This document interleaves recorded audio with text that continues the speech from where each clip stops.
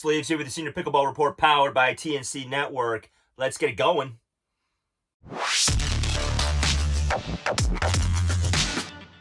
Today we talk with Coach David. David Alexander has a YouTube channel called Pickleball Diary, and I highly recommend it. He's got some great content on there, including a lot of live stream stuff where he gives a lot of cool tips and advice and some, as he calls, like I believe, golden nuggets of information. So check out his channel. Let's get to the interview with Coach David.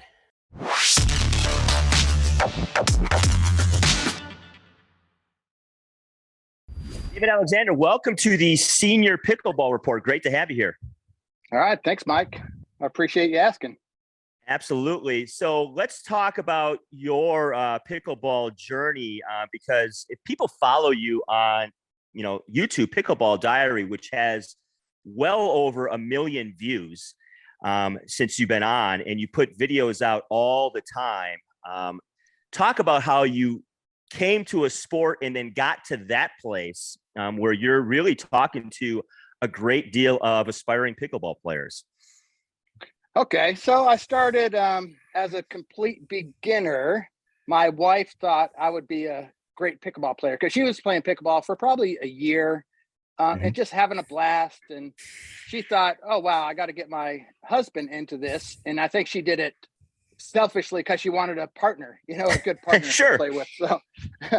So she got me into it. And then I said, okay, I'll try that old person sport, And then I just got waxed by the 60-year-olds and it was just embarrassing. And I thought, okay, I'm never doing this sport again. This is horrible. And then so my sneaky wife signed us up for a tournament, and because she knows if she puts that pressure on me, she knows I'll fully commit.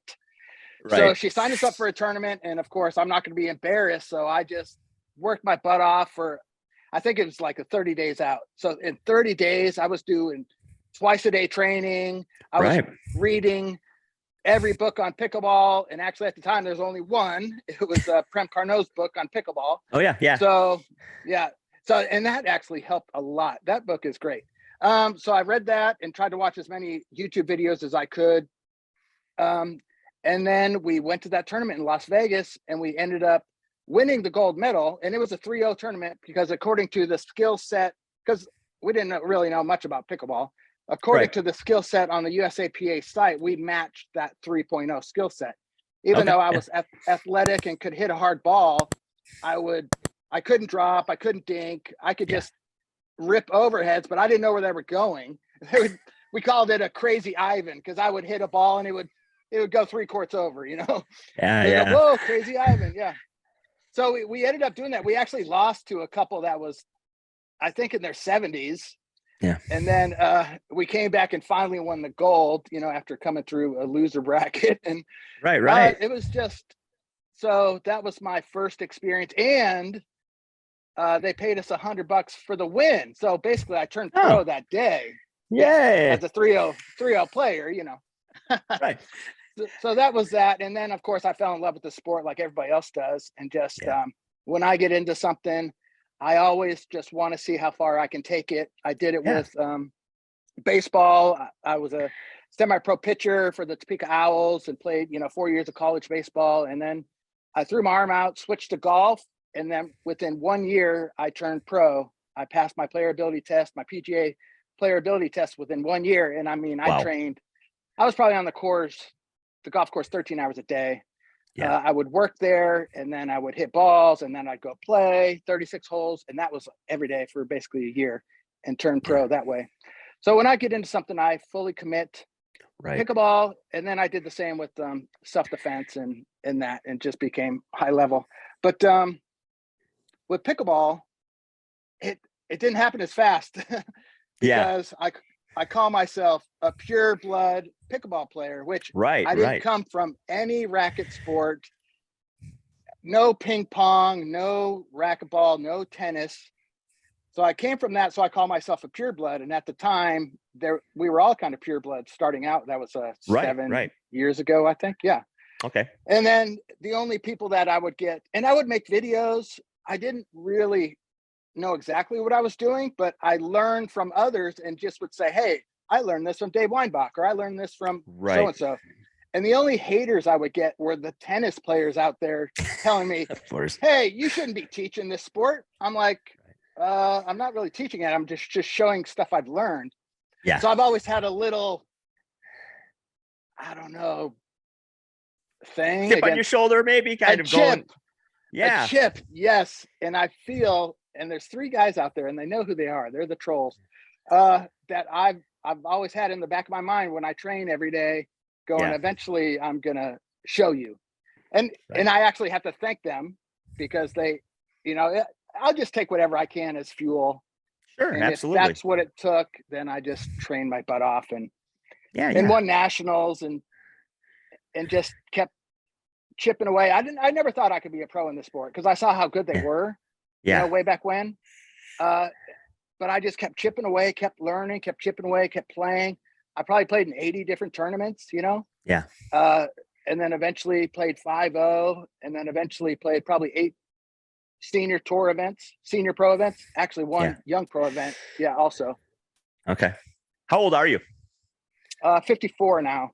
54. Okay. Yeah. I mean, that's what I enjoy about your channel. I have only been playing a little under 2 years, but I relate a lot to what you're doing because I don't come from a racket sport background either. Okay. I played a lot of sand volleyball. I played baseball, I played some golf, but what I like about what you do is you make it, you present things in a way that are very digestible for someone like me who doesn't come from that has a great ground strokes or anything like that. I'm athletic like you are. I move well on the court. I've played enough sports where I can kind of figure things out after a while. But what I really like about you and what I want to talk about is you have really broken this game down into intentional shots and areas and targets and everything you do. And even when I watch your rec games, you're thinking, you're talking to your partner if you're coaching them. So talk to me about some of the system that you've developed over the years, because when you look at it, it's a pretty simple system, but to go into a game and not lose your freaking mind when things start to get chaotic and knowing where to go to those spots seems to be very key. And that's what I like about your channel. So talk about how you approach the game and the systems that you kind of follow and use. Okay. I've always been a guy that can take complicated issues and turn them into simple issues. That's something a great coach can do, is take a complicated idea and be able to break it down into nice little nuggets that your student can learn from. I did the same with self-defense. My whole self-defense system is target based, but moving past that. So in the pickleball, my overall pickleball system is called Pickleball Made Easy. And eventually I'm going to develop a whole course on that, is teaching the whole game. But what let's say my greatest asset is the dink game, the soft game. Yeah. Because I knew I didn't come from tennis. I wasn't gonna out hit those tennis players. They have the most beautiful ground strokes you can see. I knew if I could get to that net and I could dink, I would get invited to the bigger games because I just keep the ball in play. I keep it simple. So over these years, I developed a target-based dinking system, which I used to call the 2s and 4s, and now I call it dink by numbers. I have a whole program. Yeah, we just filmed it this last. Actually, I have filmed it 4 times, and I keep deleting it. I watched them all. Right. Okay. I love it because each time you guys are figuring stuff out as a team about how to develop it and how to present it. It's fascinating, and I'm starting to use a lot of it, so it's helpful. Okay, good. Very helpful. And it's fun. It's a lot of fun to play with people that know that same number system, dink by number system, because you know where you're going, you know what your partner's doing, you know what they're setting up for you. So as long as somebody can play a smart kitchen game, me and that player can dominate. It's where I have difficulty is the people that constantly speed up with no rhyme or reason. For the most part, they just see the pros doing it, so they like, oh, here's what you do. You just speed up. Yeah. But they don't realize the pros have the hands to defend those speed ups. Right. But the amateurs don't. They do a speed up and it's gone. It's over. Yeah. One shot and it's done. Yeah. Yeah, so I call my system Geek by Numbers. It's going to come out soon. I just have to edit it. I shot it with 3 cameras with Gordon Shar Mayer. You probably see them in the mornings. Yep. They're in Europe right now. So, but normally they're at the court. You can always get a game. You can always show up early, and you can see that I'm there pretty much every morning. Yeah. Playing or drilling in the morning. And then what you said, since you watched those, you get all the little tidbits of information I'm throwing out there. You do. I'm drilling, and I am teaching gold, I think, to people that could make this game so simple. You are, because you have epiphanies that hit, and we get to see them in real time, or just later that day. That's what I enjoy about it, is you will think of something and you'll be playing, and then I can see you go, oh, yes. If this is the attack here, then I know. That's what I love, and I wait for those moments, and that's why I watch a lot of your live stream stuff, because those things come up too, just when you're hitting balls, and those are gold. Yeah, I'm teaching myself as I go. Yeah. And I know, just if I hit enough balls, something's going to come into my brain. Right. If I hit thousands and thousands and thousands and thousands and thousands of balls, you start picking up these things. And now you're like, oh, wow. And that always keeps me coming back to the court, because that happened to golf too.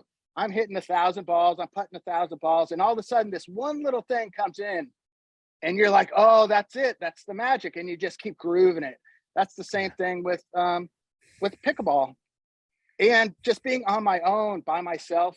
I do like training with partners, but I love training on my own too. I do too. Because I don't have to worry about anybody's timing. I don't have to worry about what they're working on. I can just work on what I feel I need to work on and go off to whatever pops in my head, just like you see. So I really appreciate you saying that, because oftentimes I can't watch the chat because you're hitting balls. I'm drilling, I'm hitting balls.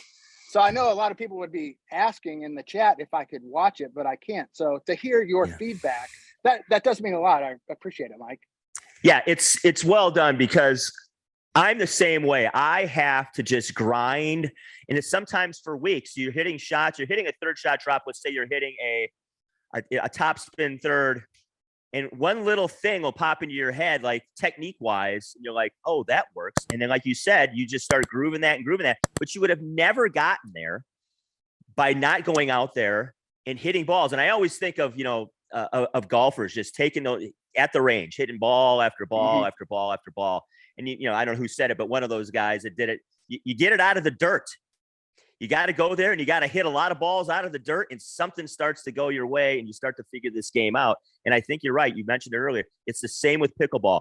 You have to just get out there. You have to grind and hit endless balls, and then these things start to come into play. And I've gone back and started to watch your earlier stuff, and I can see where you've come. Wow. Okay. And who you are today. And what I like is you are I don't even know how to put this. You're not a traditional player, which we've discussed a little bit, but you're sort of, you remind me, I don't know, do you know who do you watch any pro? Do you watch like Suzanne Barr or any people like that? Yeah. They're slightly, they're not in the norm. And so they're harder to read, because they don't come necessarily always from a traditional point of view or a traditional stroke. And I think that plays into your advantage. I know Dane Gingrich always talks about, keep the special things that you have and don't always conform to what everybody else is doing. And I think you're a perfect pitch person for that, because you've developed your own game. You have your own style, and now you have your own methodology, which you've taken from other people, like we all do, and made it into one thing. And I think that's what's impressive. And I think the payoff is you're playing for the Oklahoma City Punishers. You got drafted, and you're going to be playing in a professional league. So if any troll out there wants to question, your method works. Yes. Yeah, exactly right. And it works. That's great. So let's talk about that. Let's talk about your process of getting drafted, because you went and you put yourself through a boot camp, and talk about that process all the way up to obviously the combine, which was important. And you had a pressure situation, came through that, and then got drafted. So take us through that journey. Okay, so I was actually probably maybe I felt like I had done everything I could with pickleball. You know, I played the pro events, and you're really not going to win golds in pro unless Dan Gingrich or Weinbach, Yeah, your you need a partner, partner like that too, right? Right, right. So we're spending hundreds and hundreds of dollars. I mean, it's basically it ends up to around $1,000 a trip because you have lodging and driving and food and all the entry fees. And I usually go with my wife, so it's double the cost, you know, right? Right. So Sure. it starts adding up, and I'm like, where's this going? And then I saw kind of a list of what the pros were making, and I thought, whoa, what am I doing? You know, Yeah. I feel like I maxed it out at that point. So I started switching to archery, and I was going to become a pro archer in my fifth sport. Yeah. And then I saw an advertisement for the National Pickleball League. Yeah. So I'm like, wow, they're going to do a combine, and you get to try out for a pro team, which has always been my dream. I've always been wanted to be on a pro team. I've been on pro teams. But the other sports were more individual, except baseball, but that was a long time ago. Yeah. So I saw that advertisement. I saw, okay, this is my shot. This is for me to find out if I am good enough, you know, because I think I am, but you know, you got to go out there and do it. So you have to go out there and do it. So I asked the wife, hey, what do you think about this? She goes like, you got to go for it. You got to go for it. So boom, as the minute it signed up to, the minute it opened to sign up, I was on there. Signed up. I signed up for the combine, signed up for the draft. And then I thought, okay, they might need, I'll do anything to separate myself from the pack. So I thought they're going to need social media people. They're going to need influencers on their teams. So if I go up against somebody with the same skill set, but I have 10,000 followers and almost 2 million views on my YouTube channel, they would pick me over them.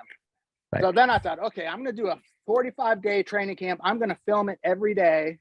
I did twice a day training. And then I spent 2 to 4 hours editing every day. This was a full commitment, right? Yeah, man. So I did that, and I started getting noticed, traction. So when I went, a lot of people already knew who I was when I got there. Most people out in the West Coast know me because, you know, I play pro all over, and I've had this YouTube channel for 7 years or whatever. Yeah. So when I got to Oklahoma, they were like, hey, that's Coach David, right? So it was kind of cool, but then also I think maybe I had a bullseye on my back. Hey, who's this? Yeah, because now people know you, right? Yeah. Who's this YouTuber? Go thinks get that they're guy. All cool. Yeah, exactly. New paddle company, Pickle, PCKL, great paddle line, great price points. Anything you want from starter paddle to intermediate to a pro series high level paddle. Check them out. Get 15% off using my discount code. Pickle. It's the future. Are you looking to stay up to date on the latest pickleball news and tips? Look no further than the Sleeves Senior Pickleball Report newsletter. Get the scoop on the sport, learn how to stay healthy while playing, and find out about upcoming tournaments. Subscribe now to get all the pickleball info you need. But I held my own. I did really well. There's locally, I don't get a lot of that kind of play. I don't get pro level play, you know. There's one other pro here in town, but we don't get to play together that often. His schedule's different than mine. So when I got there, the play was great. I really liked it. I was in great shape because I trained my butt off for 45 days straight. Did the diet, did the 2-a-day workouts, and all the drilling. So at the end of it, I think I got in the top 10, but that wasn't guaranteed to get you a spot. So then we had to wait 3 weeks, a month to finally the draft came about. And at the very last team, they called my name. The Oklahoma City Punishers pick Coach David Alexander. Yeah. Me and my son. I was like, okay, and I didn't record any of the other teams. But I knew, okay, this is the final team. If I'm going to get drafted, it's going to be on this team. So I picked up my phone and started recording my laptop. And then me and my son were watching. And then they said, we picked David Alexander. And we just both went crazy. And I got that's awesome. I got it on video, and I shared that with one of my sons. It was just a great feeling. And that was the Oklahoma City Punishers, and we have, two great owners, the roles. You do. And yeah, and she actually texted me today because she knew I was going to interview with you. Yeah, I dropped her a line. I think you had. Okay. Yeah, I said I'm going to interview David. She said that's the bomb. Yeah, so I mean, I like to make her excited too because she's Sure. new into this, and she's a novice pickleball player. Super fun. She's super fun. Yeah, and she's just a great woman, and her husband's great. So I'm so glad I'm on the Oklahoma City Punishers. That fits who I am. I used to live in Kansas. I went to school in Kansas. I went to college at Kansas University, played all my baseball there. And then just to be a part of that Midwestern people, I just love those people. Right. And I'm very happy. I'm glad they picked me. Yeah, absolutely. And obviously play starts next month. You've got a few weeks here to the first event, and there's 6 events, obviously culminating in Glendale, Arizona. I'll probably be at, I possibly will be at the Kansas City event, which will be the second event, and possibly I'll be at the championship event for sure. So looking forward to seeing you in person. But let's talk about, obviously, first season, everybody's like trying to figure out what this is going to be, how it's going to work. Yeah. So when we talk about, I don't want to necessarily talk about wins and losses here, but maybe expectations for yourself or what this possibly could be like, because in the end, nobody really knows yet what this is going to be. I know they want to go from 6 teams to eventually 30 teams, but you're in the initial ground floor here of something that's pretty exciting, pretty new. And so talk about maybe expectations for this summer and this fall about playing in this league. Okay. And just a side note to another reason why I went to that combine for the National Pickleball League, because they were making history. They have never done a combine for 50 plus athletes. So I want to be a part of history. And now I am officially a part of history because I'm in the National Pickleball League with the Oklahoma City Punishers. And my expectations are, I am just so happy to be able to play against these top pros. Yes. That's what I want. And the beauty of it is I'm going to be paired with another top pro. So now I have high expectations of being able to compete at the highest levels, because this game is a partner game. If you don't have I'm not good enough to take over a court. I need good players with me, and I will make them look great, and I will perform to my best of my ability for my partner and my team. How's this going to work? Yeah. That's a great question. I have high hopes for my play. I feel I'm one of the better players out there. You've put in the work. There's no doubt about that. In the work. And that's what I can always rely on. It's not like, am I good or not? Hey, I put in the work. If my game's not good enough, so be it. I can't possibly do any more. That's the thing. I've done it. And it got me from a total beginner 3-0 player to a drafted professional player on the champion tour of the National Pickleball League. So I know I've put in the work. I know if I get a partner that can get me to the net, I'm going to be great. Yeah. Where I'm not as good as that tennis game. Some people just play a tennis style game and they're very effective. But if I can't get to the net, I'm not as effective. Right. If I get the right partner, because I drop basically I'm working on drives, and I have a pretty good drive, but they're so good at blocking it at that pro level, Oh yeah. So and that's the thing. At the pro level, it seems like most people do get to the net at that level. So I think that is advantageous. You will play with people who kind of their point is they want to get to the net and they want to play this out. And I think that plays, like you mentioned, perfectly into the way your style. So. Yeah, I think it's going to play great to my style. And then if you make an error, they have your back. They have a good enough defense to get the ball back. And that's the problem at the lower level is if you make an error, nobody has your back. It's going to be missed because their defense isn't as great. So I've always felt I have everybody else's back. I'm cleaning up all their stuff. Yeah. So now I'm going to finally have another pro player alongside me that's going to clean up my bad stuff. I don't like to make bad shots. And I rarely do. I rarely miss. That's something that I've learned from Helly Spar. I don't know if you know who she is, the creator of Dynamite Devils. So Yep. she's like, just basically don't miss. I'm like, Right. hey, that makes sense to me. I'm going to do that, Yeah. So I try not to miss. I try not to take risks. I try to do the Prem Carnot method where I wait on a 90% put away. I will dink, dink, dink, dink, dink till I get that put away, or I get my partner involved to get in the game. Right. Expectations, I think I'll do well. There's some really great players. There's some really great teams, and we're just going to see how the team captains put the teams together. I think that might make a huge difference. Yeah. Yeah. Because the top team could be Derisi and Scott Crandall. Crandall, right? Yeah, that's a tough. Yeah. Yeah. If they team up, they're going to be very difficult to beat, right? Yeah. But how are they going to spread out the rest of the teams? Because it's a whole team event for team points. But that's the thing. If you put all your weight up at the top, then it doesn't, you're a little weaker in some other places. So do you split those guys? Do you keep them? I think that's the fun of the league this year, and in all years, obviously, but specifically now when you're trying to figure out, like you said, how to build this team to win. Yeah. And what I'm finding out is we're going to have 4 teams per event, like tiered. We'll have a top tier team, a second tier, third tier, fourth tier. So how are we going to compete against the other teams when we go deep? And I think we're going to compete really well. I think our team is super strong. Yes, we have a superstar on there, Beth Bellamy. We have Jamie Onsens, who was a Davis Cup player for Brazil. I mean, we have some strong people, but the rest of the names, they might not be as well known as some of these other teams. Yeah. But I think we're just stronger. I think we're stronger, deeper.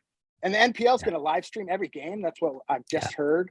It's going to be amazing. It's going to be so much fun to compete for a team and to have teammates and partners that are going to be as good or better than me. That's going to be great. I've always wanted to be the third best player in the group. When I go to the court, like a home court, my goal was to be at least the third best player. Because if you're the third best player, the fourth best player might get kicked out of the group if somebody else comes in that's better. The third best player gets to learn from 2 more players. Yeah. Right?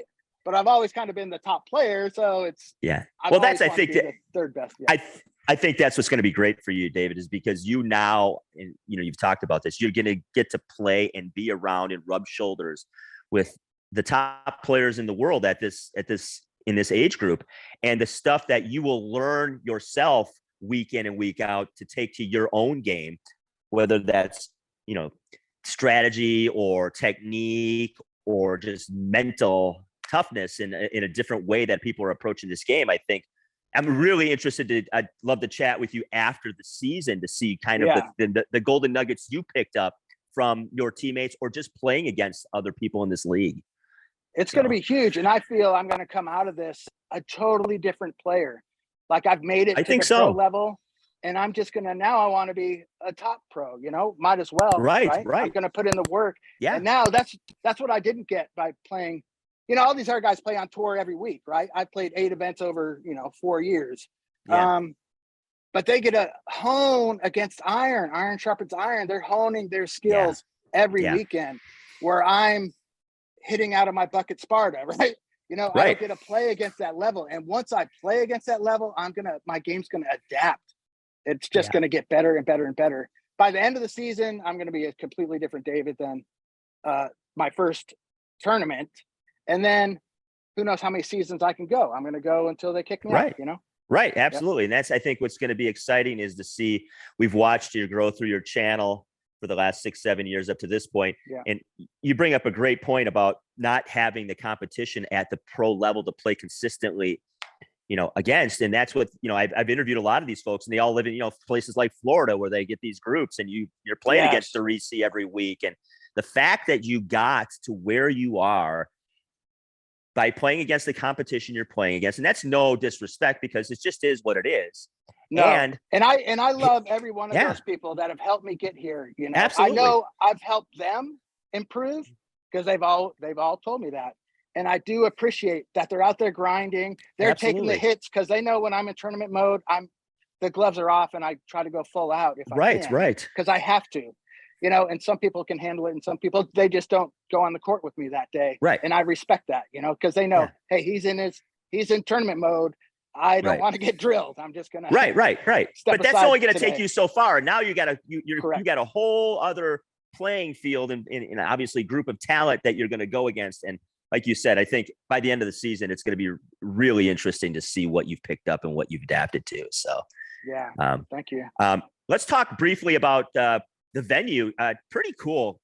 Chicken and Pickle. I mean, you get to go to a place where, there's people hanging out and having a good time and watching pro ball up close, which is a completely different experience than watching it on YouTube. Yeah.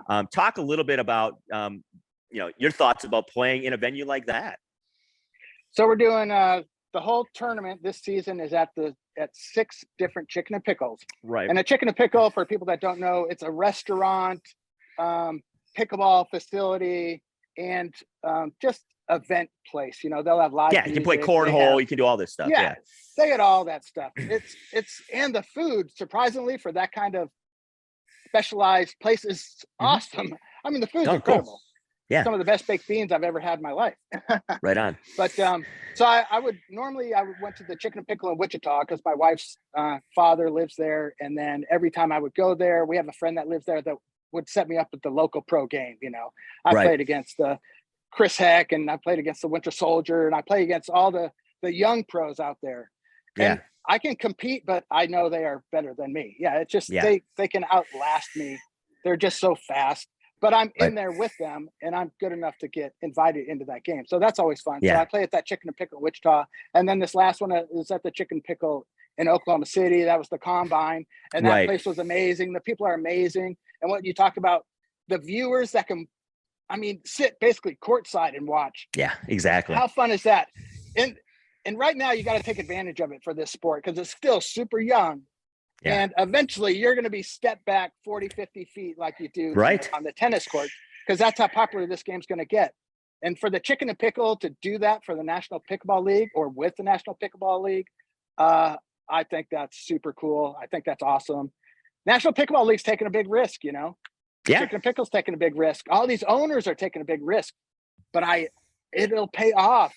People love the sport. People love to watch people in their age group because most of the people are older, we're 50 plus. They're going to want to watch it. They're going to want to compare themselves to it.